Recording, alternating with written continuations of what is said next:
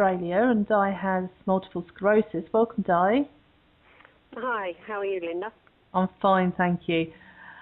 Could you tell us when you first started getting symptoms of MS? A long time ago. It was actually in 1986. I had vision problems. At the time, my mother was terminally ill with ovarian cancer, and I think that played a part as well in the fact that I was under a fair bit of stress. My vision problems were followed up. And when I say vision problems, it was a blurred vision in one eye in particular. And I was gradually diagnosed with optic neuritis, and which I took some steroids for, etc. And basically then for the next 17 years, give or take, I was pretty well. I didn't really have anything going wrong at all. That's good. Until how old were you? How old were you when you had the optic neuritis? I was 40 when I was diagnosed. Right. Back in 1986, and as I said, my mother passed away that year. And then, as I said, I went for probably about 17 years with really no symptoms at all. And I thought things were going along very well. My neurologist, however, had retired, and so I needed a new one. So I went to him as a follow-up check-up with him, and that was about 2005. And I had noticed that I was starting to have problems walking. And so he virtually gave me a thorough going over and told me that I had progressed to secondary progressive multiple sclerosis. And what other symptoms did you have at that time other than just you walking? Mainly it was I developed a limp, firstly with my right leg. Also had some, a little bit of tingling and numbness, facial numbness, things like that, and tingling in my feet and hands, pins and needles, that sort of thing, and a weakness probably in my right side, including my right arm, as well as my right leg. Yeah, so that was probably basically it. Yeah. So how did you find LDN? Well, I found LDN because I was looking, I belonged to a couple of sites. One was the Swank website, the diet site, and I actually kept hearing about LDN on their site, about people talking about it, so I decided to research it.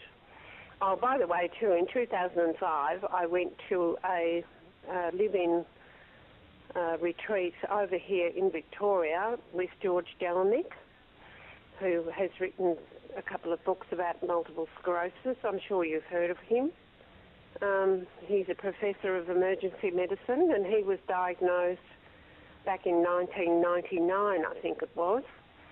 And so he started to follow things up and really research it, and as a result wrote the first book, which was Taking Control of Multiple Sclerosis, and I virtually followed everything that he recommended, basically, and mostly that was through diet and, you know, lifestyle changes, things like that. So I followed George right through his career, I suppose, as a writer, a medical writer. And eventually, as I said, I went to that retreat in 2005, and that was when I also went and saw my new neurologist as well. I told him about the diet, but of course that wasn't accepted. It still isn't accepted as a cause of MS, or not as a treatment for MS, I suppose you'd say. But I have been on that diet now since 2005, quite religiously. And then when I found out about LDN, I decided I wanted to try that. So I had a very good doctor who was very good, listened to me and prescribed LDN for me. Oh, that was lucky. And that was back that was about 3 years ago, a bit over 3 years ago. Yes. I suppose, so. And has your doctor noticed any improvements in you in that time? Oh, definitely. I started to notice improvement within 2 weeks. One of my more recent symptoms had been urinary problems, bladder control, that sort of thing. And within a couple of weeks, they'd all gone, basically. I no longer had problems with urinary incontinence. And that was a big, as you can imagine, a big life-changing thing. Yes. And definitely improved the quality of life. I also noticed that the tingling, the pins and needles, the numbness in the face, that all resolved.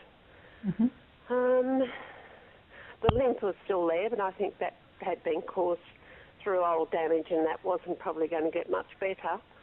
But over the 3 years since I've been taking LDN, I believe that I've stabilised and have not got any worse. So that for me has been a big plus. Yes. Did you notice any introductory side effects when you first started? When I first started, actually, I did have some of the dreams, the strange dreams, but actually I quite enjoyed them. They were quite funny. You wake up in the morning and think, wow, that was interesting. But basically I had a little bit of trouble sleeping at first, that sort of thing, a bit of sleep disturbance. But really there wasn't that much in the way of, and also too, some of the symptoms got worse for a short time. But eventually after gradually upping the dose, and I'm now on 4.5, I can honestly say that I don't have any side effects, except when if I overdo too much, if I get too tired, all that sort of thing. If I don't look after myself as I should, then sometimes you'll find that some of the old symptoms will return. Yes. But if you look after yourself and take care and do the right things, I've found that they will again go away. And what would you say to other people that are contemplating LDN but are a bit wary? Well, I've actually had cards made up over here because I am a great advocate for LDN. And fortunately, in just the last few weeks, actually, I've had several contacts from people, and people have contacted my doctor and my pharmacist too, wanting to go on to LDN. So that's been very pleasing as well. So, all I can say is to them really is give the website, LDN Aware, and for them to look at the information on there, or the LDN Research Trust, so that they can then see what it's all about and make up their own mind whether they want to try it. But my main focus is just letting people know it's there, because a lot of people, as you know, don't even know it's around. That's right. Yes. So that's the main thing.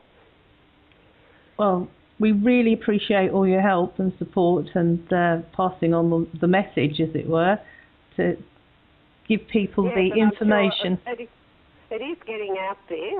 I can see that it's a lot more people seem to be more aware of it. But some people, as you said, are very wary because they're